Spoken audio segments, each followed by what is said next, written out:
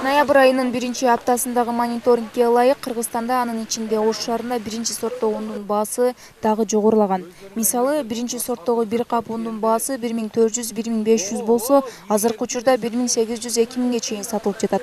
Ундун мындай кымбаттоосу алуучуларды нааразы кылууда. 1800–2000 деп атат.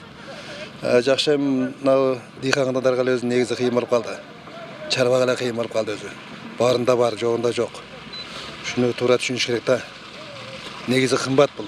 1400–1500ден ашуу мүмкүн эмес өзү негизи. Un өткөндөрү арзан эле болчу. Күндөн күнгө бир эле un эмес, башка азык-түлүктөр деле кымбаттап атат. Эми элге кандай десек, эми арзан болсо жакшы эле эми. Ушул бойдон токтоп калабы же дагы кетеби, ал белгисиз да. Арзандатса жакшы болот эле бардык элдерге элечи. Ундун баасы көтөрүлгөнүнүн бир себеби un коңшу мамлекеттерден алынып келгендигинде. Сатуучулардын айтымында доллар кымбаттагандан бери un фирмадан Казакстандан кымбат келүүдө. Кымбат келген товардан пайда көрүү үчүн дагы кошуп сатыла берет. Кымбаты кымбат. Себеби Казакстандан жакшы келген ундар кымбатыраак болуп калат. Эми аны биз да бирөөдөн алып сатабыз да. Биз өзү алып келбесек, өзүбүз жасабасак унду.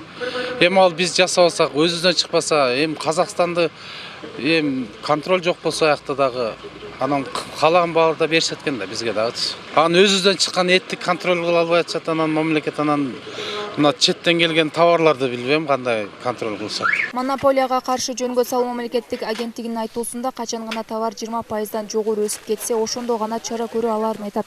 Жана ошондой эле өкмөттүн токтому менен өлкөдөгү ундун, аны менен кошо кумшекердин жана өсүмдүк майын жөнгө салуу үчүн атайын токтом келген. Мына ушул азыктардын баасын өтө эле кымбаттатып алган сатуучуларга эскертүүлөр берилип, чара көрүлөрүн айтат. Өсүмдүк майы, кумшекер, ундун баасы кымбаттады. Бул боюнча биз түшүндүрүштөрүн жүргүзүп жатабыз. Кечээ күнү экономика министрлиги өкмөткө чектөө киргизүү боюнча токтом чыгарып даярдап бериптир проектисин азыр алдык. Эгерде ошо өкмөт токтомго кол койсо, 90 күндүк ушул 3 товарга чектөө киргизилет. Мында чектөө киргизгенде кандай болот? Ушунун эң жогорку баасын монополияга каршы саясат органы бекитип берет. Биз бекитип берсек, ушул баадан ашык сатпаш керек болот. Статистикага кайрыла турган болсок, 2018-жылы 1-октябрда республика боюнча 1-сорттогу 1 килограмм ундун баасы орто эсепинен 23,7 сомду. Ал эми 2019-жылдын октябрь айында республика боюнча 1-сорттогу 1 килограмм ундун баасы 28,1 сомду түзгөн.